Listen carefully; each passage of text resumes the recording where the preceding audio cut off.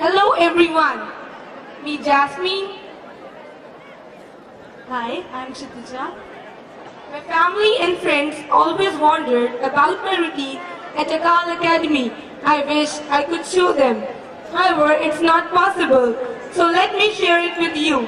It's 4 in the morning, the God has blessed the earth with another day. Dawn is yet far too deep and the day yet to show its beautiful face. The birds have started to chirp, the rustling in the leaves of the wind, and the flowers of divine valley of Verdusai are still filling the air with their sweet fragrance. We are all still lost in our dreams, but suddenly there is a sharp, shrill sound of the Virtis and Didis announcing the onset of a new day act. The doors start to bang, the voices can be heard, and most of us wish for few another moments of precious sleep. But if wishes were horses, beggars could ride them. Early morning is an agonizing experience as nobody wants to get up, brush, wash up, bathe and go to their bedside. But we have to. There's no choice. Samuel complains of sudden stomachs and headaches. Unfortunately, they hardly succeed in shaming. The observant Didis and Virtis, who are well experienced and extremely alert, can easily make out which one is a genuine case of sick report. We, Akal Academians, are known for a tough routine, profound spiritualism, healthy sports spirit, and strong value-based education. The day never ends here. It starts with Darbar Sahib or Asa Divar, or spirituality, or connecting ourselves with the Almighty God. It fills our spirits with vigor and buoyancy. Having fed the spirits, the time comes for fulfilling our stomach. Breakfast at the Akal Academy is the most nourishing meal enjoyed by one and all. Hello. But we never forget to thank the Omnipresent before and after taking all the 3 meals of the day, after which we could get together for the assembly, which is a potpourri of sorts. It starts with the Shabbat to induce tranquility of the mind, followed by a school song that teaches us about the universal brotherhood, humbleness, and kindness, followed by different entertaining, educative, and informative items, which on one hand keep us posted and another train us for tomorrow. Thereafter are the deanery classes. It's a sheer boredom to the hilt, but we understand they are necessary. After 4 periods of meaningful and creative learning, they recharges us for the next 4 lethargic ones. The field games like cricket, soccer, hockey, basketball, badminton, table tennis, lawn tennis, etc., which build us in a sense of team spirit, selflessness, comradeship, fair play, sportsmanship, and various other qualities and traits which enable us to improve our own personality. It's 4 p.m., time of the second part of the day. This part of the day consists of hobbies which are slightly more interesting because they help us to fill our inner desires and interests, and our artistic ability, technical skills, and aesthetic sense. The different kinds of hobbies practiced here are art, craft, computers, painting, music, reading, etc. These help to remove the exhaustion and weariness haunting our bodies and refresh us to start us all over again. In the beginning of this session, we have our evening milk break or snacks that it varies from corridor to corridor, which is relished by even those who may not have done any other thing other than colas at home.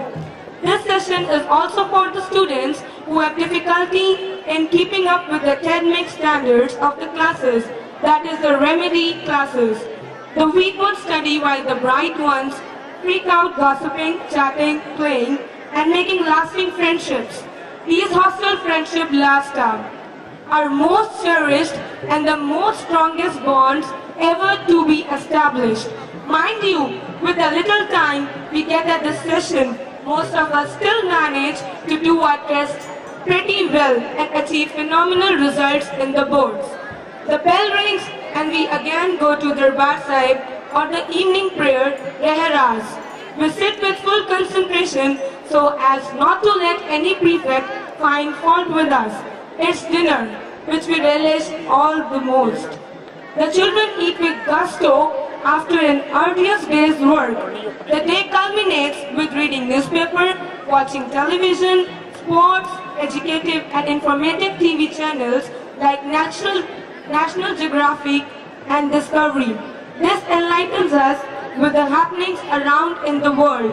Living in here, in the lap of Mother Nature, in Guru's abode, is far away from the din and dust and transgression of city life. Discipline and punctuality are the two words of an Agal Academician, except for the naughty ones who lie down and gossip with their bedside friend long into the night, even after it's quite dark and deafeningly silent.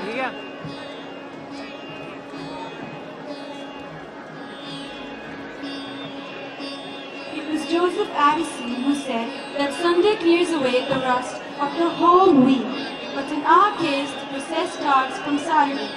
The activity we enjoy the most is the Saturday evening inter-house competition, which is very challenging.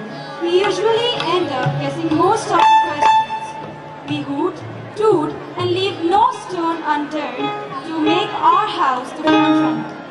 From the start of the day on Saturday, the holiday mood sets in, but we do not forget our daily prayers in the Bar Sahib. We also have tutorials on this day. In our lives, the weekend comes as the most awaited rest, but does not stay long enough for us to go ahead with all the things that we plan for the weekend. Nonetheless, we take on the day with all the enthusiasm and enjoy it to the utmost. Waking up on a Sunday is never a problem. In fact, we get up earlier than the rest of the days. After a good match, we eat like giants. After the breakfast with the sun high up in the sky, we get indoors to watch TV, play chess, carom, TT. And those who care nothing for the sun make their day on the ground. The two staff members on duty to keep an eye on us remain as watchful and observant as a hawk, and at the same time they make the most interesting companions for the day, sharing our laughs with us and sometimes showing their skills at the games. We sit together with our allotted group with the tutor and chat or sing together. Sometimes we also go for a short walk with our teachers, and on the way we share our experiences with them of home or of school. We all wake up or finish our errands well before the movie time, though the more enthusiastic ones start inquiring about the title of the movie since the morning. We rush to our TV area, mentally booking our seats in front of the large LED screen TV, where the long-awaited title of the movie is announced, and we all jump in the air with glee. Some of the extra energetic ones who think the movie to be a waste of time sweat it out on the games field.